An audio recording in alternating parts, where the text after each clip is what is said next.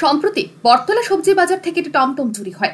মামলা হাতে নিয়ে ঘটনা তদন্ত শুরু করে বটতলা ফাঁড়ি ও পশ্চিম থানার পুলিশ। তদন্তে নেমে সিসিটিভির ফুটেজ দেখে এক চোরকে শনাক্ত করতে পারে পুলিশ। তার নাম শিবু সাহা, বাড়ি আড়ালিয়া চৌমুহনী এলাকায়।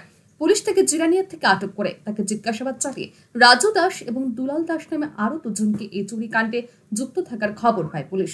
রাজু এবং দুলালকে জালে তুলতে গিয়ে পুলিশ আরো একটি চুরি করা টমটমের হদিশ পায়। পাশাপাশি নম্বর প্লেট বিহীন একটি গ্ল্যামার বাইকও পুলিশ উদ্ধার করে। রবিবার পশ্চিম থানার ওসি পরিতোষ দাস এই সংবাদ জানান। তিনি আরো জানান, ধৃতদের জিজ্ঞাসাবাদের প্রয়োজন রয়েছে, তাই রবিবার তাদের পুলিশ রিমান্ডের আবেদন জানিয়ে আদালতে সোপর্দ করা হবে। বটতলা সবজি মার্কেটের কাছ থেকে একটা টমটম চুরি করে নিয়ে যায় একদল চোর। পরবর্তী সময় আমরা সিসিটিভি আইটি ভবন থেকে সিসিটিভি অ্যানালাইসিস করে, তাছাড়া লোকাল যে সিসিটিভিগুলি ছিল এগুলো অ্যানালাইসিস করে আমরা সিসিটিভির ফুটেজটা কালেক্ট করি এবং একজন চোরকে আমরা আইডেন্টিফাই করি এবং তাকে আমরা অ্যারেস্ট করতে সক্ষম হয়েছি, যার নাম শিবু সাহা। তার বাড়ি আড়ালিয়া চৌমুহনীতে তার বাড়ি। এবং আমরা এই যে তার কাছ থেকে চুরি যাওয়া যে টমটমটা ছিল TR01ER4024, এটাও আমরা উদ্ধার করতে সক্ষম হয়েছি। তাকে জিজ্ঞাসাবাদে আমরা তার কাছ থেকে আরও একটি তথ্য পাই।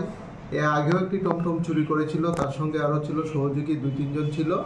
আমরা ওই টমটমটাকেও আইডেন্টিফাই করতে সক্ষম হয়েছি এবং একটা নাম্বারলেস বাইক, যে বাইকটার নাম্বারগুলি তারা ভেঙে ফেলে দিয়েছে, এই বাইকটা আমরা গ্ল্যামার বাইক একটা রিকভারি করেছি তার তথ্য অনুযায়ী। আজকে তাদেরকে আমরা পুলিশ রিমান্ড চেয়ে আদালতে প্রেরণ করব। শিবুর সঙ্গে ছিল রাজু দাস এবং দুলাল দাস নামে আরো 2 জন ছিল।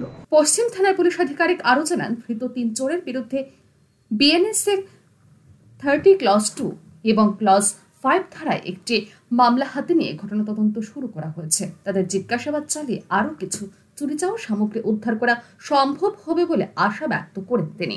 Bureau report RE news.